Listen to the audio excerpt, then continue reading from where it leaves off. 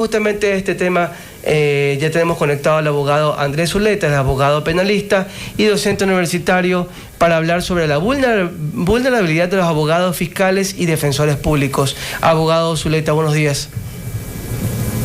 Buenos días con todos ustedes, muchas gracias por la invitación. Sí, mil disculpas ante todo por el retraso. Estuvimos en una conversación extendida con la asambleísta también de ADN sobre temas justamente... La estuve escuchando, no hay problema. Asambleísta, ¿cuál es la situación de los defensores públicos, de los fiscales, los abogados que hacen ejercicio del sistema jurídico? Bien, a ver, nosotros debemos darnos cuenta de que el Ecuador de hoy no es el Ecuador de hace 30, 40 años, ¿no es cierto? Nosotros hoy por hoy tenemos un Estado en el que el crimen organizado ha logrado enraizarse y engarzarse en cada uno de los estamentos del mismo. Es decir, tenemos jueces, fiscales, políticos operando junto con el crimen organizado. Dentro de todo esto, nosotros debemos darnos cuenta de que existe vulnerabilidad hacia aquellos jueces y fiscales y demás operadores del sistema de justicia que quieren hacer las cosas bien, ¿no? Lo del juez Serrano a nosotros debe darnos una lección, y es el hecho de que lo que debemos aspirar es a tener una justicia independiente, tanto de presiones internas como externas. Y si en ese objetivo de lograr que la justicia sea independiente, debemos poner todos los elementos necesarios para darle protección a estos jueces. Entonces, yo no puedo creer muchas veces que las personas o funcionarios administrativos tengan mayor seguridad que un juez que se encuentra juzgando una causa de alta relevancia y complejidad en el país, sea que se encuentre el crimen organizado, sea que sean delitos de cuello blanco, delitos de índole político, de corrupción, etcétera. Pero es necesario fortalecer este sistema de protección para estas personas, sobre todo aquellos que quieren hacer las cosas bien. ¿Y cuáles serían estos elementos que necesitan justamente los jueces para poder realizar de mejor manera su trabajo? Me dice que actualmente, ¿qué juez tiene protección, qué juez no tiene protección, o cómo se lleva a cabo este sistema justamente para proteger la integridad de los jueces? Bueno, yo pienso que el Consejo de la Judicatura necesita evaluar el riesgo que existe entre los jueces, ¿no? Entre los jueces, porque ustedes saben que el sistema judicial no se forma únicamente con jueces penales, ¿no? Que ellos son los que están sujetos a mayor vulnerabilidad, depende de qué competencia tengan estos jueces. Por ejemplo, nosotros tenemos jueces que están juzgando casos de corrupción o de crimen organizado. Y entonces la pregunta es, ¿estos jueces merecen mayor protección? Sí, porque no es el mismo riesgo que corre un juez que está en estos casos que aquel juez que es de familia, por ejemplo, o un juez de lo laboral, por ejemplo, ¿no? Un juez de niñez, por ejemplo, un juez de lo civil y mercantil, por ejemplo, ¿no?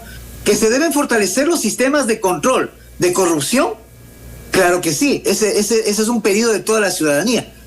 Pero se debe evaluar qué jueces son los que tienen mayor vulnerabilidad, y no solo jueces, sino fiscales también. Porque estos delitos que se consideran de alto impacto deben ser propuestos por un fiscal. Y ese fiscal no puede quedar fuera del sistema de protección. Entonces es fortalecer, pero de una manera lógica, de una manera coordinada. ¿Qué jueces tienen los casos de mayor impacto hoy por hoy? ¿Qué jueces están siendo amenazados hoy por hoy? ¿Ya? No son todos, pero por lo menos estos jueces que tienen este tipo de casos de alto impacto deben ser evaluados por el sistema de protección del Consejo de la Judicatura en coordinación con la Policía Nacional, y deben tener el respaldo total para que ellos puedan hacer su trabajo libre e independiente de amenazas. Abogado Zuleta, y partiendo de esta problemática, ¿qué normas deberían ser reformadas o quizás presentadas como nuevos elementos justamente para que se trabaje en prevenir la vulnerabilidad de los abogados, fiscales y defensores públicos? Bueno, mire, yo pienso que lo que pasa es que nosotros cuando hablamos, hace un ratito le escuchaba al asambleísta Jacome hablar sobre esta reforma que se quiere hacer a la prisión preventiva, y muchas veces nosotros pensamos, y sin criticar, porque en realidad nosotros pensamos, y soy uno de los fervientes creyentes de que hay las mejores intenciones y el trabajo por parte de los asambleístas y del presidente de la República en querer combatir el crimen organizado, ¿sí? Esto es una máxima, por lo menos para mí. Pero no pensemos que únicamente con la reforma de leyes se puede conseguir esto. Lo que pasa es que nosotros ya tenemos un sistema que está contemplado para esto. El Código Orgánico de la Función Judicial señala que para que el juez pueda realizar su trabajo debe tener las garantías y la protección necesaria. No solo eso, sino que la Constitución mismo habla de este tema, ¿no? El artículo 11 habla de garantizar los derechos y la justicia, ¿no? Cuando hablamos en la Constitución mismo, el artículo 67 y 68 de la Constitución habla respecto de que el sistema de justicia debe llevarse de una manera independiente, autónoma, etcétera. Entonces nosotros ya tenemos la suficiente normativa. No, esto no se va a solucionar con el hecho de que nosotros generemos más y más y más leyes que al final del día terminen siendo un saludo a la bandera, sino fortalecer el sistema que ya tenemos. Esa es la cuestión aquí. ¿De qué manera Entonces, podemos fortalecerlo, abogado? Ya sabemos, están las leyes, está la voluntad política, pero aún no tenemos esta respuesta. ¿Qué manera, cuál es la solución, tal vez, por recursos? ¿Cuál es la solución que podemos tener esta mejora en el sistema de protección de los jueces y fiscales? Bueno, sin lugar a duda el tema de recursos, pero también con gente competente que esté pensando en este tipo de problemas, ¿no?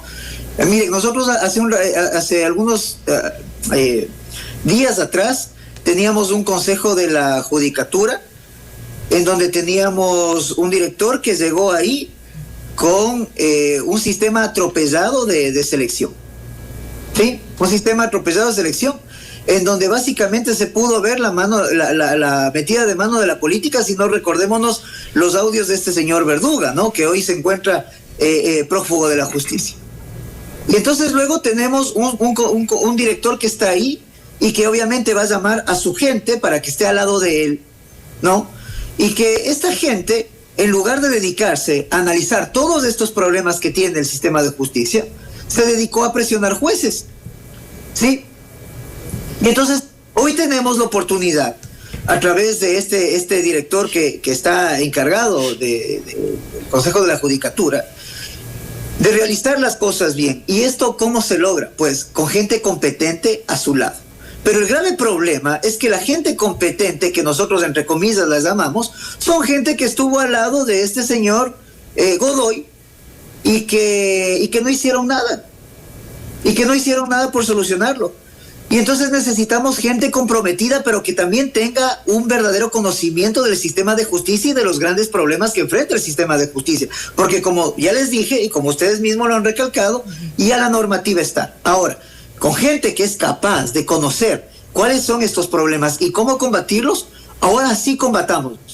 Si se necesita inyectar recursos, el Consejo de la Judicatura, como un ente autónomo, puede hacerlo. Puede hacerlo para fortalecer esto, ¿no? No necesitamos llegar a extremos. En la Colombia de Pablo Escobar, por ejemplo, cuando hubo este ataque a la Corte Suprema de Justicia, inclusive se instituyó un sistema de jueces sin rostro. Bueno, ¿necesitamos llegar a este extremo? Yo creo que todavía no. Pero sí creo que mediante los recursos y el conocimiento necesario se puede lograr algo. Ya conocemos el problema, y cuando se conoce el problema se puede llegar a la solución. Lo grave sería aquí no entender el problema. Y esto creo que toda la ciudadanía lo entiende. Sí. Abogado Zuleta, y bueno, parece evidente y fácil también la fórmula, ¿no? De tener a personas probas, a personas que en realidad quieren hacer un buen trabajo, inyectar de recursos económicos, pero no se lo ha hecho. ¿Qué está fallando? ¿Por qué no sucede eso en la realidad? Bueno, yo vuelvo a repetir, ¿no? A ver, debemos hacer aquí un contexto histórico, ¿ya? Y es el hecho de lo funcional que ha sido el Consejo de la Judicatura a lo largo del tiempo, desde su creación en adelante, a los gobiernos de turno, ¿sí? Miren, y esto no ha sido, y esto no, vuelvo a insistir, no es reciente, pero nosotros recordemos hace algún tiempo atrás el Consejo de la Judicatura del señor Yag, el Consejo de la Judicatura del señor Terán, ahora del señor Godoy, etcétera, etcétera y etcétera, ¿no? Y entonces lo que falla aquí es este sistema de selección del director del Consejo de la Judicatura, ¿sí? Porque si nosotros entendemos el sistema de selección, vamos a entender también de que a quién le es funcional el Consejo de la Judicatura, ¿ok? Porque el Consejo de la Judicatura es un ente de administración del sistema de justicia, es un ente de selección del sistema de justicia y es un ente de sanción del sistema de justicia. Y entonces cuando tienes todos estos elementos en una sola entidad, puedes presionar, pues. Tienes la capacidad de presionar a los jueces, tienes capacidad de presionar a los operadores de justicia. Y el problema es este sistema de selección. En otros países, el sistema de lo que equivaldría al Consejo de la Judicatura tiene por separado, por ejemplo, el sistema de sanción. Porque así tú evitas que los jueces sean presionados so pena de que ellos reciban una sanción y puedan ser destituidos. Y entonces nosotros debemos, esto sí fortalecer, esto es importante fortalecer. Sí, justamente. Pero ¿qué hacer?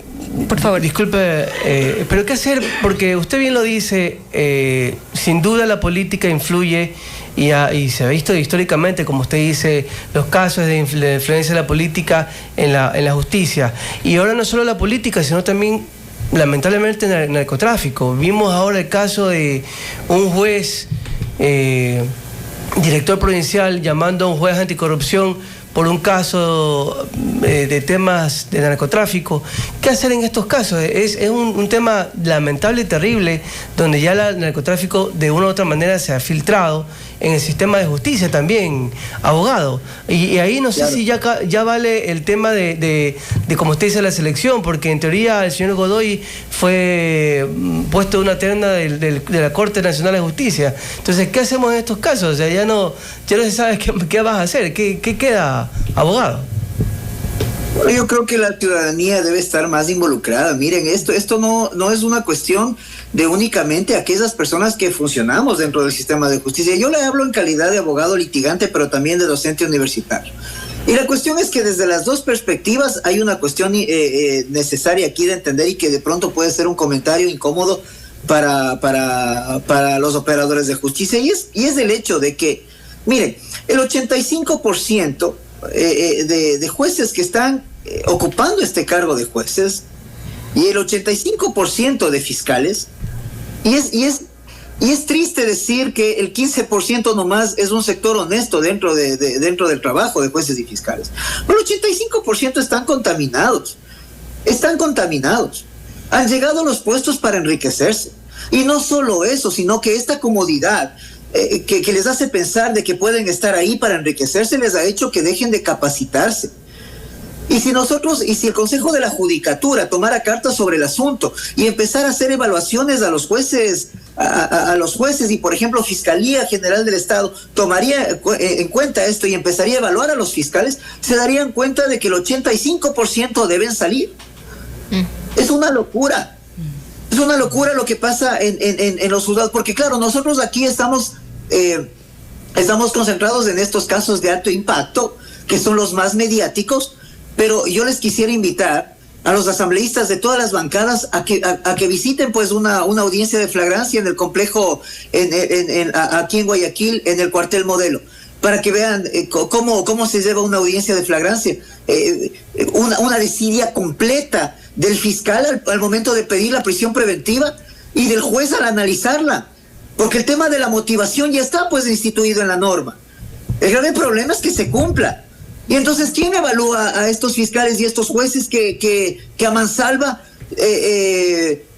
señalan que se puede aplicar la prisión preventiva de buenas a primeras, cuando el artículo 76 el 77 de la Constitución, en el numeral 1, te dice que la privación de la libertad debe ser una medida de excepción, y que para que se cumpla esta medida debe haber ciertos requisitos que se encuentran en la norma mismo. Y entonces tiene que haber, por ejemplo, el fiscal tiene que justificar que se trata de un delito de acción penal pública, tiene que justificar con elementos claros, precisos, que se trata de que la persona que está siendo procesada es autor o cómplice de la infracción, y tercero, que otras medidas cautelares no sean suficientes para cumplir el propósito de este riesgo procesal del que se habla. Pero esto tiene que ser motivado. Ahora, vayan allá, entren a los juzgados de flagrancia y desen cuenta si es que esto se cumple. Definitivamente la evaluación a los jueces y fiscales y el concurso a los jueces y fiscales es algo que está pendiente desde hace mucho tiempo, que la ciudadanía lo ha reclamado, y en eso también tiene que poner la mirada la Asamblea Nacional para fiscalizar y hacer valer esta ejecución que está pendiente por parte del Consejo de la Judicatura. Muchísimas gracias al abogado Andrés Zuleta por habernos acompañado el día de hoy. Interesantes sus aportaciones con nosotros al respecto de este tema. Gracias a ustedes por la invitación. Buenos días. Siempre bienvenido, abogado. 8 de la mañana.